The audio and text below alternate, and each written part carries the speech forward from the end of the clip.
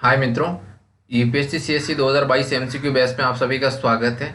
इस बैच की श्रृंखला में अभी हम ज्योग्राफी से संबंधित कुछ क्वेश्चन करने जा रहे हैं। जो अपने विजन आईएएस का टेस्ट 3 है उससे संबंधित जो हमने पहले नेक्स्ट क्वेश्चन कुछ कर लिए थे, उसमें हमारा 39 नंबर क्वेश्चन हम कर जा रहे हैं। इसमें ये कह रहा है, हाल ही में राष्ट्रीय उन्नत रासायनिक सेल बैटरी भंडारण कार्यक्रम को मंजूरी दी गई है। इस संदर्भ में निम्नलिखित कथनों पर विचार कीजिए।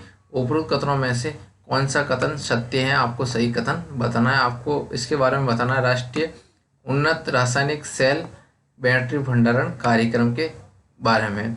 ये पहला कथन कह रहा है, राष्ट्रीय उन्नत रासायनिक बैटरी जो भंडारण कार्यक्रम है इसका संचालन नवीन एवं नवीकरणीय ऊर्जा मंत्रालय के द्वारा किया जाता है। आपको ये बताना ये कथन सत्य है या असत्य है, कि इस मंत्रालय के द्वारा किया जाता है या नहीं किया जाता है। दूसरा कह रहा है, इससे भारत में इलेक्ट्रिक वाहनों के अनुकूलन को बढ़ावा मिलने की उम्मीद है। आपको बताना ये कथन सत्य है या असत्य। तो मित्रों, दूसरे कथन तो हमारा सत्य है, क्योंकि ये आप सभी को पता होगा, इलेक्ट्रिक वाहनों को बढ़ावा देने के उद्देश्य से ये प्रोग्राम चालू किया गया। इस दृष्टि से हमारा दूसरा कथन सत्य हो गया। लेकिन मित्रों, पहले कथन के बारे में बता देता हूँ आपको। जो ये नवीन और नवीकरणीय मंत्रालय की बात कर रहा ना, ये ना होकर इसमें भारी उद्योग मंत्रालय है वो पार्टिसिपेट कर रहा है। इस दृष्टि से हमारा पहला कथन असत्य हो गया। तो इसका सही आंसर ऑप्शन बी हो गया, केवल और केवल 2। अब हम नेक्स्ट क्वेश्चन की तरफ बढ़ते हैं। नेक्स्ट क्वेश्चन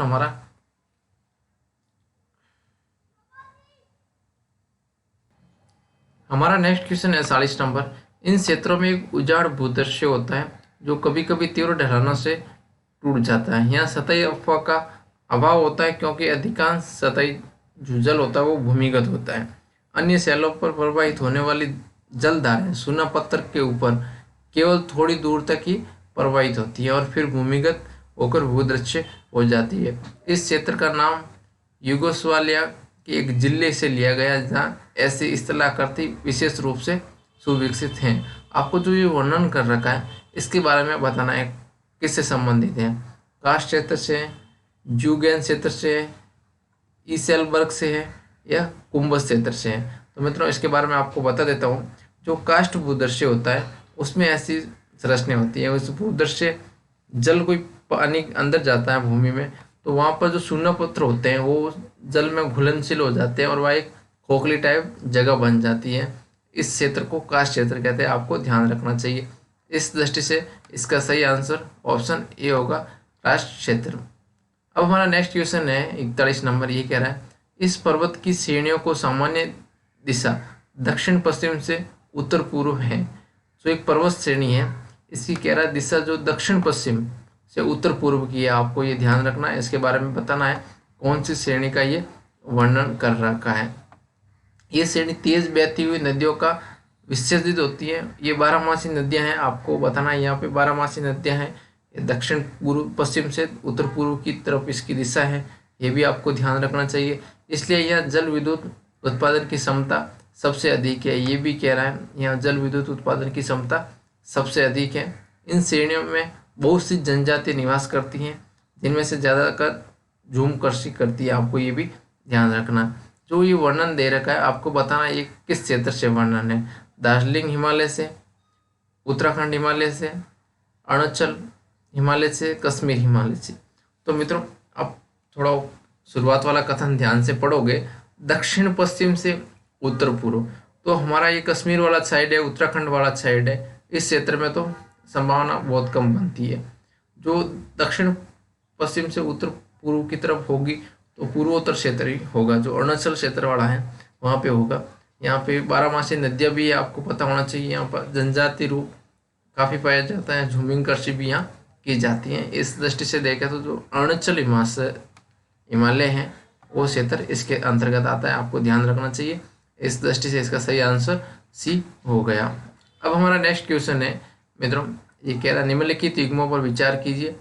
उपरोक्त युग्मों में से कौन सा सही सुमेलित है। आपको बताना है कौन सा सही सुमेलित है। एक तरफ भूआकृति दे रखी है और दूसरी तरफ वो हिमालय का क्षेत्र दे रखा है। कौन सी भूआकृति कहाँ पे है। पहली कह रहा है करेवा, जो कश्मीर हिमालय की बात कर रहा है। दूसरी कह रहा है दून भूआकृति, जो उत्तराखंड की बात कर रहा है। और तीसरा कह रहा है द्वार भूआकृति, हिमाचल प्रदेश की बात कर रहा है। तो मित्रों आपको बता देता हूँ, आप करेवा से सब वाकिफ होंगे, ये तो कश्मीर में है, तो हमारा पहला कथन सत्य हो गया। तो दूसरा कथन है दून, आपको पता होगा देहरादून जो भी है ये उत्तराखंड में अवस्थित है। इस दृष्टि से हमारा दूसरा कथन भी सत्य हो गया। अब एलिमिनेशन मेथड से देखेंगे तो हमारा ये तो कैंसिल हो गया, बी ऑप्शन और ऑप्शन सी कैंसिल हो गया। अब आपके पास बचा है या तो ए हो सकता है या डी हो सकता है। तो मित्रों ये द्वार क्षेत्र है ना, इसके बारे में आपको मैं बता देता हूँ। ये हिमाचल हिमालय में ना होके ये अपना असम वाला क्षेत्र है, जो दार्जिलिंग वाला क्षेत्र है, यहाँ पे होता है। इस क्षेत्र को द्वार कहते हैं, ये आपको ध्यान रखना चाहिए। इस दृष्टि से देखें तो हमारा ये तीसरा कथन असत्य हो गया। तो हमारा इसका सही आंसर ऑप्शन ए हो गया, केवल 1 और 2। अगला कह रहा है निम्नलिखित कथनों में से कौन सा भूविक्षेपी पवनों का सर्वश्रेष्ठ वर्णन है। आपको भूविक्षेपी पवनों के बारे में बताना है। उसमें ये कह रहा है ये पवन उस समय समदाब रेखाओं के समांतर बहती है जब कोरियोलिस बल दाब प्रवणता बल द्वारा संतुलित होता है। आपको बताना ये कथन सत्य है या असत्य। दूसरा कह रहा है ये एक प्रचंड बर्फीली तूफान है जिसकी विशेषता तीव्र अनवरत पवनें हैं। आपको बताना ये कथन सत्य है या असत्य। और जो सी ऑप्शन कह रहा है ये पर्वतों, पठारों और पहाड़ियों की उच्च ऊंचाइयों से उनकी ढालों के सारे नीचे की घाटियों और मैदानों की ओर बहने वाली पवनें हैं। आपको बताना ये कथन सत्य है या असत्य। और ऑप्शन डी कह रहा है उपरोक्त में से कोई नहीं। तो मित्रों इसके बारे में आपको बता देता हूँ। ये पहला कथन है, ये पवनें उस समय जब पवनें चलती हैं उस समय यदि समदाब रेखाएं के समांतर तब चलेगी ये जब कोरियोलिस बल और दाब प्रवणता का बल संतुलन हो जाए, तब समांतर चलेगी, वरना उसमें विक्षेप आ जाएगा। इसके बारे में ये कथन हमारा सत्य है, ये आपको ध्यान रखना चाहिए। इसी दृष्टि से हमारा पहला कथन सत्य हो गया, ऑप्शन बी गलत हो गया और ऑप्शन सी भी गलत हो गया। इसमें कोई बर्फीला प्रचंड तूफान की रूप नहीं होता, आपको ये भी ध्यान रखना। और जो पहाड़ों और पर्वतों पर चलने वाली होती है ये भी नहीं होती है। ये एक विस्तारित पवनें हैं, काफ़ी दूर तक चलती है, ये भी आपको ध्यान रखना। ये सिर्फ पहाड़ों पर्वतों तक सीमित नहीं है। इस दृष्टि से इसका सही आंसर ए हो गया। और अगर हमारा नेक्स्ट क्वेश्चन है हाल ही में nature in a globalized world's conflict and conservation report सुर्खियों में रही, इसे जारी किया गया। आपको बताना ये किसके द्वारा जारी किया गया। तो आपको बता देता हूँ ये IUCN के द्वारा जारी किया गया है, अंतर्राष्ट्रीय प्रकृति संरक्षण संघ के द्वारा। इसका सही आंसर बी हो गया। इसमें कुछ ज़्यादा डिटेल बताने की आवश्यकता आपको नहीं थी, इस दृष्टि से इसका सही आंसर बी हो गया। अब हमारा नेक्स्ट क्वेश्चन है गार्ज के संदर्भ में आपको बताना है। जो नदियाँ गार्ज बनाती है उसके संदर्भ में आपको बताना है। निम्नलिखित कथनों पर विचार कीजिए, उपरोक्त में से कौन सा कथन सही है, आपको सही कथन बताना है। पहला ये कह रहा है गार्ज का निर्माण अपरदन के नदीय चक्र की युवा अवस्था के दौरान होता है। आपको बताना ये कथन सत्य है या असत्य। गार्ज का निर्माण जल प्रपातों द्वारा अपरदन करते हुए पीछे हटने के कारण से होता है। आपको बताना ये कथन सत्य है या असत्य। कैनियन गार्ज का एक विस्तारित रूप है। आपको बताना तीसरे कथन के बारे में भी ये सत्य है या असत्य। तो गार्ज के बारे में बता देता हूँ। जब कोई नदी चलती है उसके बीच अवरोध आ जाता है और उस अवरोध को नदी तोड़ के गहरी खाईनुमा क्षेत्र बना देती है और उसको पार करते हुए आगे बढ़ती है, और इसे गार्ज कहते हैं। आपको ये ध्यान रखना चाहिए। इसमें पहले जल प्रपात होता है, उससे जो अपरदन होके पूर्ण रूप से गार्ज का निर्माण होता है, ये भी आपको ध्यान रखना चाहिए। इस दृष्टि से देखें तो हमारा पहला कथन भी सत्य हो गया, दूसरा कथन भी सत्य हो गया। और तीसरे कथन के बारे में दोस्तों आपको बता देता हूँ।